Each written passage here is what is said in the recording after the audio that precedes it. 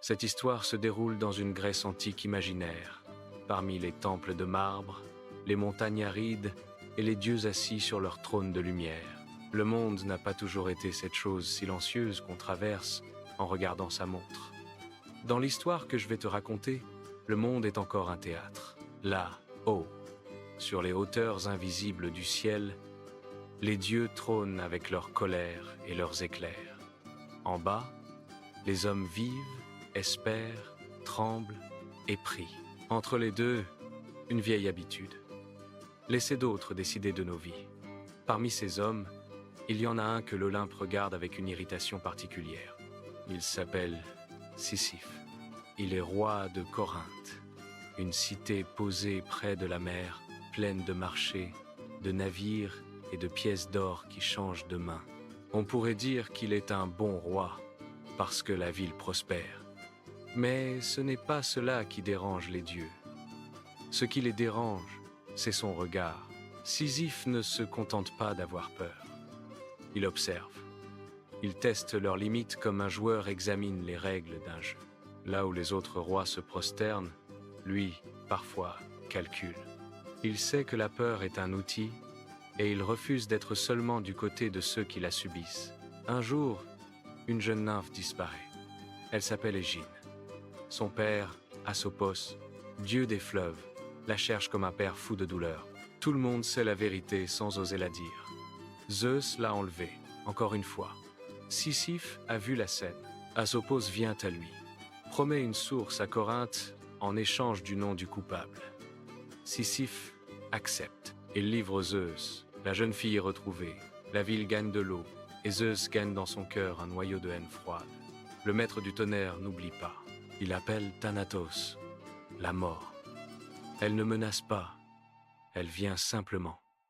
La plupart des hommes pleureraient, supplieraient. Sisyphe, lui, examine ses chaînes comme un mécanisme. Il pose des questions, demande une démonstration, une seconde d'inattention, et les rôles s'inversent. Les chaînes se referment sur Thanatos. La mort se retrouve prisonnière. Alors le monde s'arrête de mourir. Les blessés saignent sans partir, les malades restent suspendus, les vieillards s'épuisent sans franchir le seuil. Les enfers demeurent vides, Hadès attend, Perséphone regarde les portes closes. Sur les champs de bataille, Arès s'agace. Une guerre sans mort n'a plus de sens. Il descend, libère Thanatos d'un geste sec. L'ordre revient. Sisyphe, lui, doit mourir. Mais il n'a pas dit son dernier mot. Avant de partir, il donne à sa femme, Mérope, un ordre étrange. Ne pas l'enterrer, ne pas accomplir les rites, ne pas lui offrir de tombe, le laisser sans honneur comme un corps oublié. Quand son âme arrive chez Hadès, Sisyphe ne joue pas la victime écrasée. Il joue l'homme offensé. Il se plaint du manque de respect, du rituel refusé. Il demande à remonter un court instant pour exiger de sa femme un vrai tombeau. Hadès et Perséphone acceptent. Sisyphe remonte et n'a plus aucune intention de redescendre. Il goûte le soleil sur sa peau, le vent sur son visage, le bruit du monde. Chaque souffle est une victoire arrachée à l'ordre officiel. Mais les dieux ne l'oublient pas. Quand il décide que cela suffit, il n'essaie plus de le tromper. Il lui impose une peine qui doit servir d'avertissement à tous les mortels trop lucides. Il l'emmène sur une montagne nue. Devant lui, un rocher immense, presque trop lourd pour un homme. La sentence est simple. Il devra pousser cette pierre jusqu'au sommet. Chaque fois qu'il s'en approche, le rocher lui échappera, roulera en bas. Il devra redescendre, recommencer, encore et encore, sans fin. Aux yeux des dieux, c'est la punition parfaite. Un travail sans but, un effort sans résultat, un roi transformé en bête de somme. Au début, Sisyphe réagit comme prévu. Il souffre, il jure, il maudit la pierre, la montagne, les ciels. Il monte, il tombe, il remonte. Sa vie semble réduite à un couloir étroit de fatigue et de douleur. Puis, un jour, quelque chose change. Ce n'est pas la montagne, ce n'est pas le rocher, c'est son regard. Il s'arrête un instant au milieu de la pente. Il laisse le rocher glisser un peu, juste assez pour reprendre son souffle. Il regarde ses mains, ses bras noueux, sa poitrine qui se soulève. Il regarde la pente, la forme de la pierre, la régularité de tout cela. Et une pensée surgit, claire. Tout est trop bien réglé. La pente est toujours juste assez raide pour que la pierre échoue, mais jamais assez pour rendre la tâche impossible. Le rocher est toujours aussi lourd, mais pas assez pour le broyer pour de bon. Même sa fatigue semble dosée. Sisyphe comprend alors que sa peine n'est pas seulement une punition, c'est une mise en scène. Il a été roi. Il sait ce que c'est que d'installer un décor, de choisir un objet, de distribuer un rôle. Les dieux ont écrit une pièce, un décor unique, un seul personnage, un seul geste répété. Et lui, Sisyphe, n'est plus seulement l'acteur, il devient aussi le spectateur. Une distance apparaît en lui, minuscule mais réelle. Une sorte de balcon intérieur d'où il observe sa propre peine. Cette part de lui, les dieux n'y ont pas accès. Elle n'est pas enchaînée à la montagne.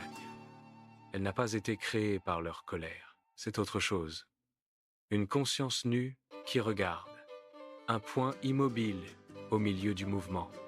Sisyphe touche là quelque chose qui le dépasse et qui, pourtant, est lui. Certains parleraient de l'âme, d'autres du soi supérieur, d'autres encore d'une étincelle du vrai Dieu. Lui n'a pas besoin de nom. Il sent seulement que ce point-là ne tremble ni devant Zeus, ni devant Hadès, ni devant aucun de ces dieux inventés. Car c'est bien cela qu'il voit maintenant.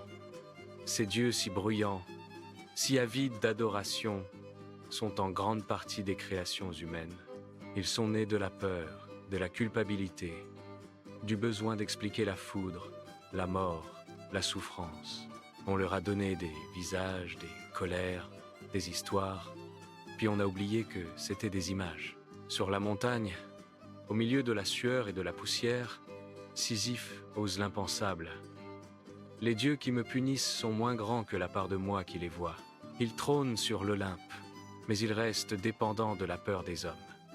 Sans la croyance humaine, ils ne seraient que des récits. Ils lèvent la tête vers le ciel, et au lieu de supplier, ils parlent. Zeus, on t'a fait grand avec notre peur. On t'a donné la foudre pour donner un sens au tonnerre, des colères pour expliquer les catastrophes, des amantes et des enfants pour raconter nos excès. Hadès, on t'a entouré de noir pour parler de ce qu'on ne comprend pas. On t'a confié nos angoisses de disparaître. Vous tous, vous n'êtes pas le vrai Dieu, vous êtes des masques. Vous êtes nos peurs habillées de lumière. Le ciel ne gronde pas, aucun éclair ne tombe. Le silence se fait, plus lourd que le rocher. Mais Sisyphe n'attend plus de réponse. Il parle surtout pour lui-même et pour tous ceux qui, ailleurs, dans un autre temps, pousseront leur propre rocher. Le vrai Dieu, continue-t-il, ne m'a pas donné ce rocher pour me briser. Il n'a pas besoin de me punir pour exister, ni de me menacer pour être respecté. Je le sens dans cette part de moi que vous ne touchez pas, dans ce regard qui vous voit et qui ne tremble plus. C'est là que commence sa véritable révolte. Elle ne consiste pas à refuser de pousser. Il sait qu'il ne peut pas s'y soustraire. Elle consiste à refuser de se définir par cette peine. Il voit que ce qu'on lui impose n'est qu'un rôle.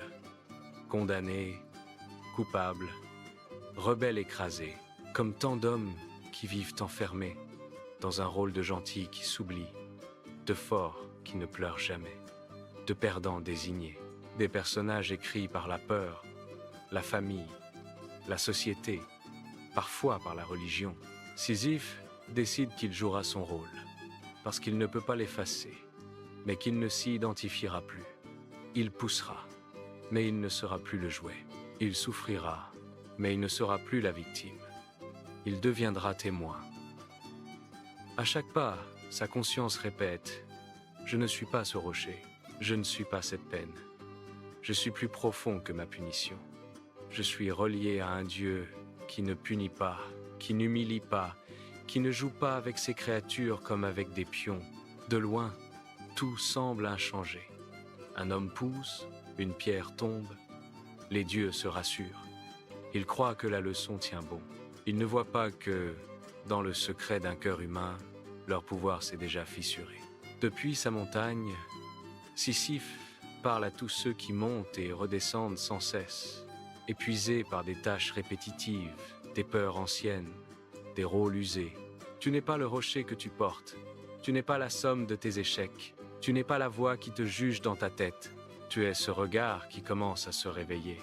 Tu es cette part de Dieu qui te voit souffrir et qui, pourtant, reste intacte. Le rocher tombera encore, la montée restera rude. Mais dès que tu vois ce point de conscience en toi, la punition perd son pouvoir absolu. Elle ne définit plus ton essence. Elle devient une épreuve traversée par quelque chose de plus grand. La révolte de Sisyphe n'abat pas la montagne. Elle la dépouille de son prestige. Elle montre que même au plus bas, dans l'absurde le plus total, il reste une chose. La capacité de dire non à l'intérieur, calmement, sans haine ni peur. Les dieux de théâtre continueront peu, être à jouer leur rôle. Mais quelque part, sur une montagne, un homme a compris qu'ils ne sont pas la voix du vrai Dieu, seulement l'écho de peurs humaines. Et parfois, il suffit d'un seul homme qui ouvre les yeux pour qu'un autre, loin de lui, devant sa propre pente, commence à murmurer « Et si moi aussi je n'étais pas né pour ramper ? Et si moi aussi j'avais en moi cette part de Dieu que rien ne peut enchaîner ?» Alors, Sisyphe pousse encore, mais il n'est plus écrasé. Et toi qui l'écoutes, tu peux continuer à monter, à tomber, à recommencer. Mais tu sais désormais qu'au plus profond de ton être existe un lieu que ni les faux dieux, ni la peur, ni la honte ne peuvent atteindre. Ce lieu-là, c'est ta vraie liberté. Et tant que tu te souviens de lui, aucune montagne n'a vraiment gagné.